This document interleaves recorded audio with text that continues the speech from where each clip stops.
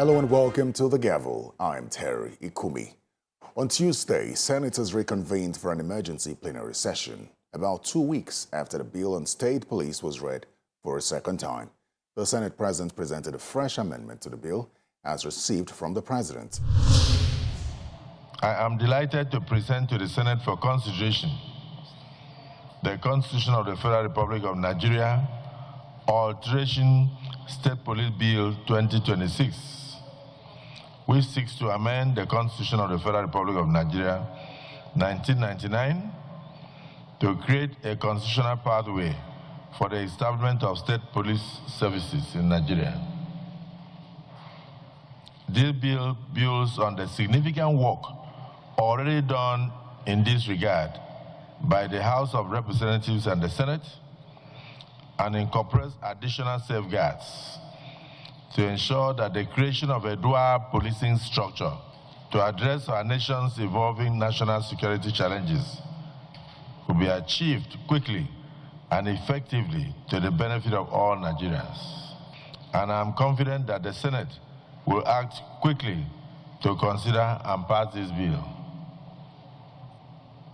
While I look forward to expeditious consideration of this submission by the Senate, please accept, distinguished Senate President and distinguished senators, the assurances of my consideration and best regards.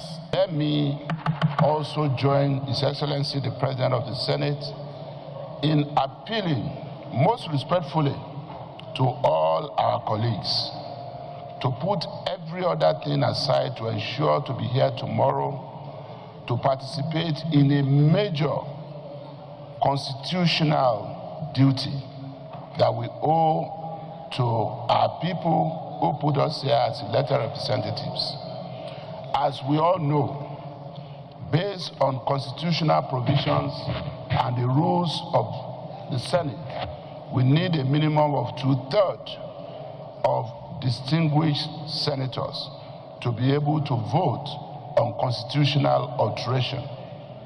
That means it is important for all of us to be here.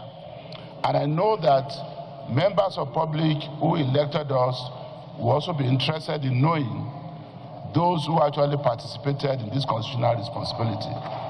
The issue of state police is an issue now that cuts across all political parties. The bill was scheduled to be considered the following day. By Wednesday, when the Senate resumed plenary, the session commenced with the swearing-in of 4 new senators following the recent by-elections conducted by INEC on the 20th of June.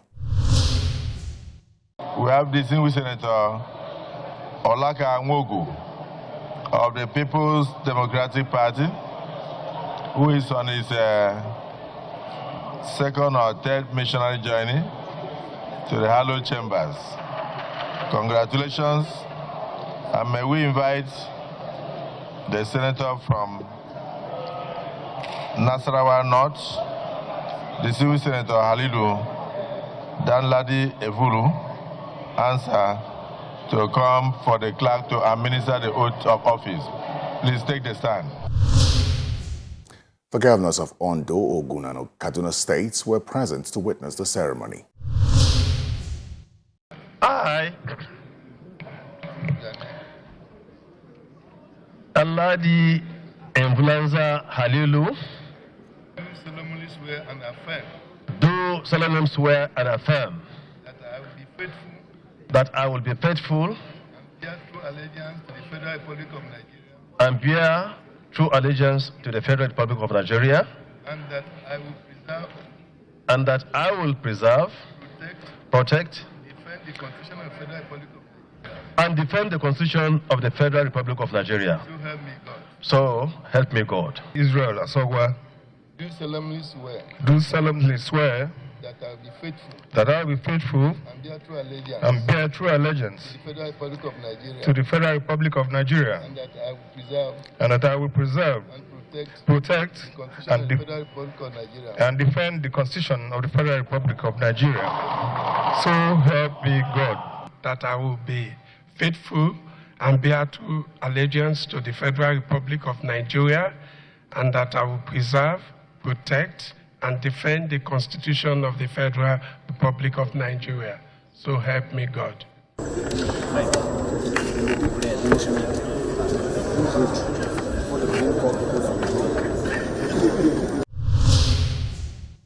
Attention then shifted to the state police bill, with senators divided on whether to exclude the governors from witnessing the proceedings from inside the chamber or not. This is is something that we need inclusion of all our It's all-inclusive bill It's all-inclusive bill that we need everybody to be carried that along. must go to the states of the So Federation. we need to bring on board our state governors, our state houses of assembly, and so on and so forth. And since they've shown the passion to watch what we are doing today, to observe what we are doing today, please, we should allow them to come in, most especially and particularly because we have former speaker, we have our own colleague that was here with us. Even our rule allows us to allow a former speaker and of the House of Representatives to observe our the governor proceedings. of Ogun State is on his way to come to the Senate. Okay, so we should allow. So are you seconding the motion? For this reason, I second the motion that they should be allowed to come in. I still second. In view of the caliber of persons and the need for inclusivity and the fact that this alteration will not end here, we are revisiting this issue. Those in support that these people so mentioned, particularly the representative of Mr. President, Chief of Staff, and former Speaker, be allowed to enter the hallowed chamber and observe the proceedings of this constitutional alteration. Say aye. You see, so those against say nay. Those against say nay. The ayes have it. The three governors of Ondo, Ogun, and Kaduna State were subsequently allowed to stay and observe as the Senate did a test run on the electronic voting system. Let's start by test running the process. If you look at your system, you see plus plus. Ignore that.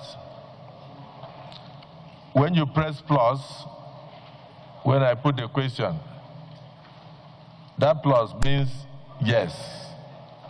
It will show in the screen. If you press 0, that 0 means abstain. If you press minus, that minus means you disagree. You are saying nay. I'll take it again just one time. Plus means yes, affirmation. 0 means abstain. I said plus plus does not come in. Ignore it, yes. Minus minus, ignore. Take the 3 I've told you now. Plus means yes. 0 means abstain. Minus means nay. So I think we should just check it to be sure that all are working. So I'll just put an abstract question. Those in support that you are all here, say yes. So go ahead, you can vote. The result of the test run prompted a motion for manual voting system. I'm rising to move a motion based on my personal conviction and the conviction of several of our colleagues, and the need to also ensure transparency, both within ourselves as people that will be performing this major constitutional responsibility, as well as members of public, that rather than go by way of electronic voting, which obviously now we disenfranchise a few of some of our colleagues whose machines are not working. I am moving that we give every distinguished senator to answer his or her father's name by doing manual voting. As voting commenced, there was a lone dissenting vote from the senator representing Kebbi South Senatorial District, who had previously voiced his opposition to the bill.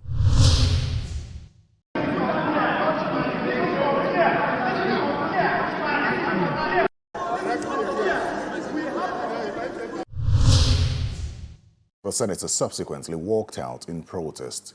The bill subsequently scaled third reading. A key provision of the bill empowers state governors to appoint commissioners of police for their respective states, subject to confirmation by the state houses of assembly. Now, so that was the Senate's voting process on the state police bill. To refresh your memory, let me take you through how the process was concluded at the House of Representatives on the 11th of June. Now, just before voting on the state police bill commenced, Representative Bashir Usman raised the point of order.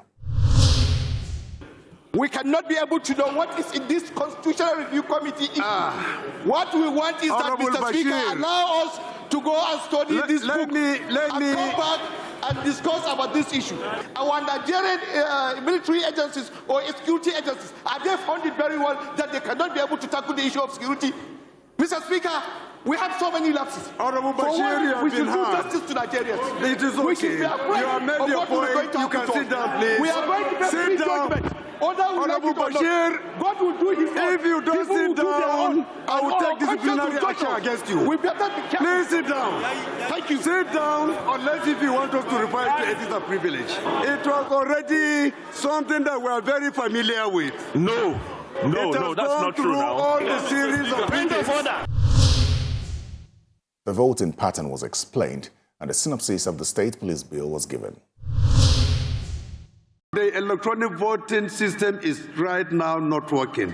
So we are going to do head count, one after the other, to ascertain that we have the number to actually pass this amendment.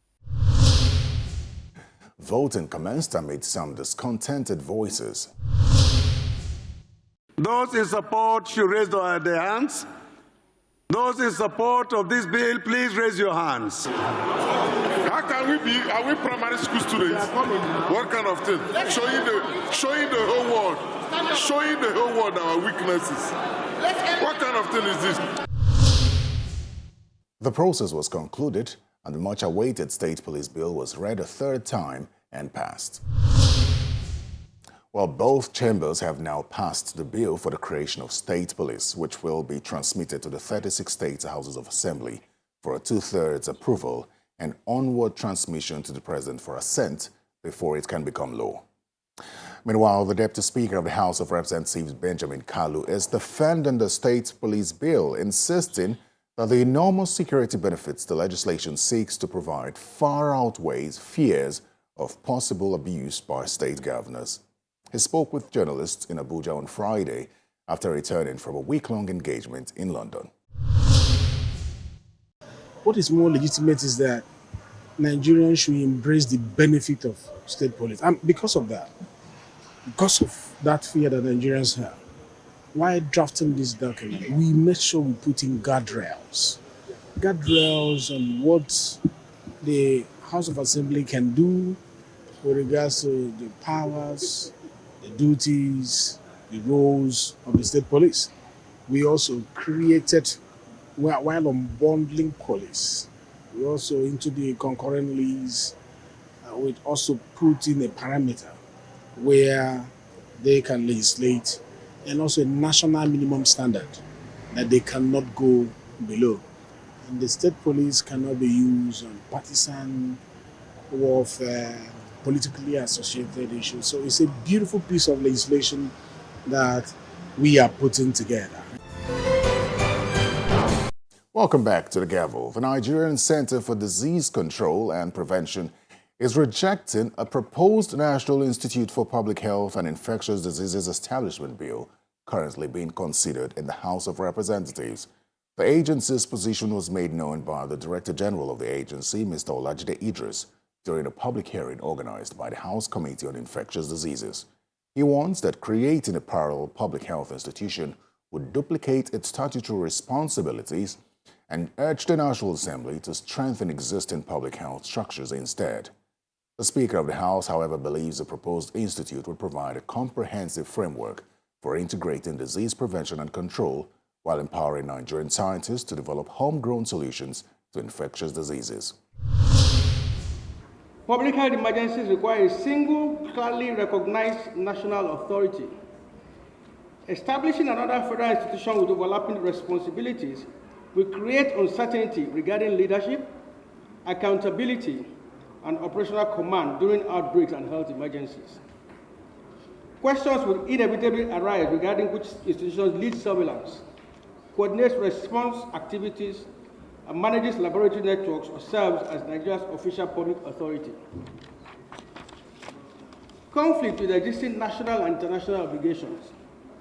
Section 13C and Section 81I of HB 2629 mandates the new institute to serve as the national focal point for the international health regulations, IHR. What have been the lessons we've learned from recent public health emergencies?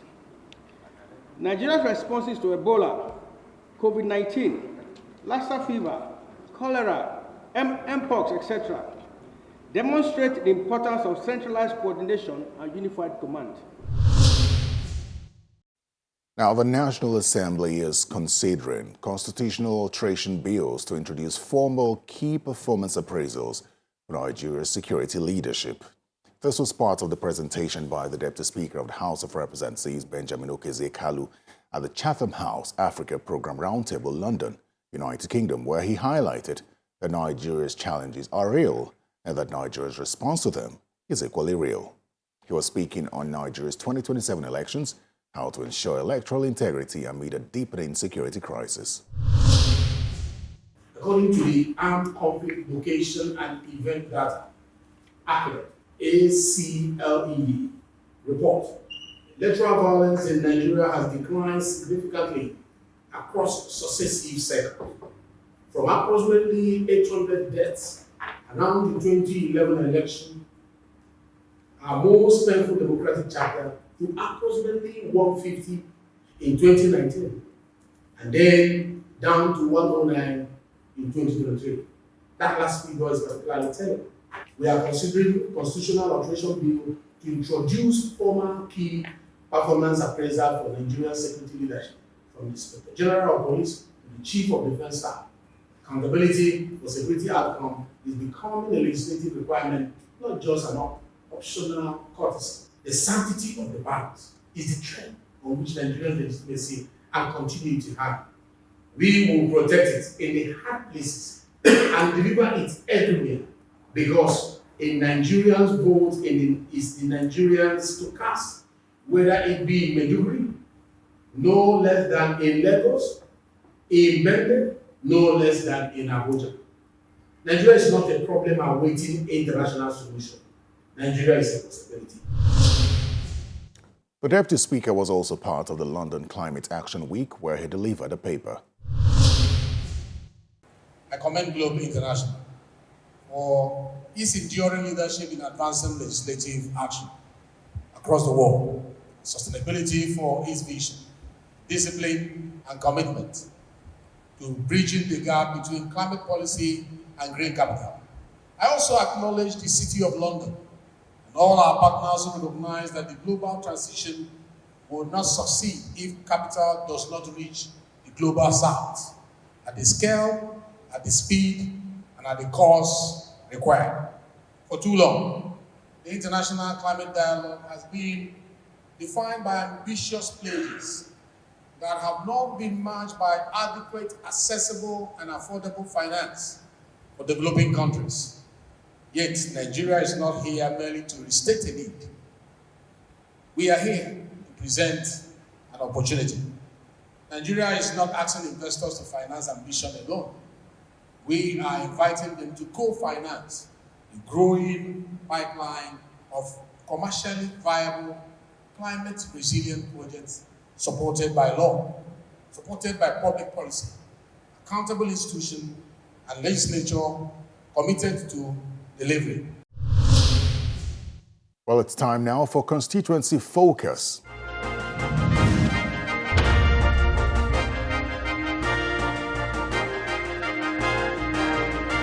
We've been able to build at least about four schools, 4 classrooms, blocks of classrooms, hospital, a federal medical center annex has been brought into the federal constituency at Labora Wode. When we talk about schools, we have the Solalade Junior Secondary School, We have the Balogun Sanusi Primary School. We have the Debojo Secondary School. And now we are still working on one or two that would be completed very soon.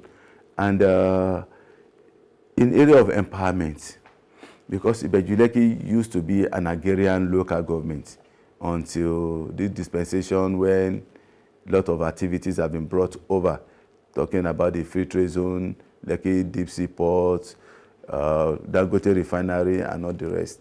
This has actually changed the occupation of the people. And then we need to now train and retrain people in line with the reality on ground. One, people have to ensure that people get into the mainstream of most of these projects, the Dangote refinery and the rest. That means we must start training our children to be engineers, chemical engineers, petroleum engineers, even people into diving because of the deep sea port and all the rest. So we started encouraging our youths to ensure that they not just go to the university, but take the right courses. And in the process, we're also encouraging, assisting them in provision of JAM forms, bursaries, and all the stuff, financial assistance for the students. And for the artisans, there must be people who must, because we have the largest real estate development too in Ibejuleki because of all this industrialization. So we've been able to do a lot of training for them in this field, working with the NDE, Nigerian Directorate of Employment, because if you work with them, they're able to give them certification, trade tests, and some of these certifications that will be able to make them work in some of these factories at the end of the day. So we'll be able to train at least close to 200-300 during the past few years. And also giving empowerment in terms of materials, deep freezers, fridges, mini buses, outboard engines, and for tailors and fashion designers too, we're giving them sewing machines and all the accessories. And for people in the beauty sector too, hairdressers and barbing, we also been able to give them their necessary kits. We did about 1,000 people about 2 years ago to ensure that yes, most of our people are ready for the development coming in. Presently, we are working on the farmers because now food has been a major problem, feeding ourselves. Like I said, Ibejuleki has the largest landmass, 646 square kilometers in Lagos. So we told our people, even if you have sold land to people who are doing real estate, most of them have not started developing yet. You can still work with them and farm on the land. Ensure that you're only farming shrubs and vegetables. Don't go into long-term, perennial agriculture like planting of palm trees and all the rest. Just plants, cassava, vegetable. Those are things you can easily harvest when they come. And we just distributed about 500 bags of fertilizer recently. For the fish farmers too, we are going to give them this fish tank so that we want to start with 10 groups. We establish 10 groups. We give you the fish tanks with all the feedings and all the fish. At least we'll monitor them. If you can prove yourself to be to have interest in this, we can start taking some individuals later, but we want to start with 10 groups. So that will be 10 major tanks. I think it's about 4,000 liters a tank. That's what they use for this fish. That will take about 3,000 fish each. So we're looking at about, that means you have 3,000 into 10. That's about 30,000 fishes.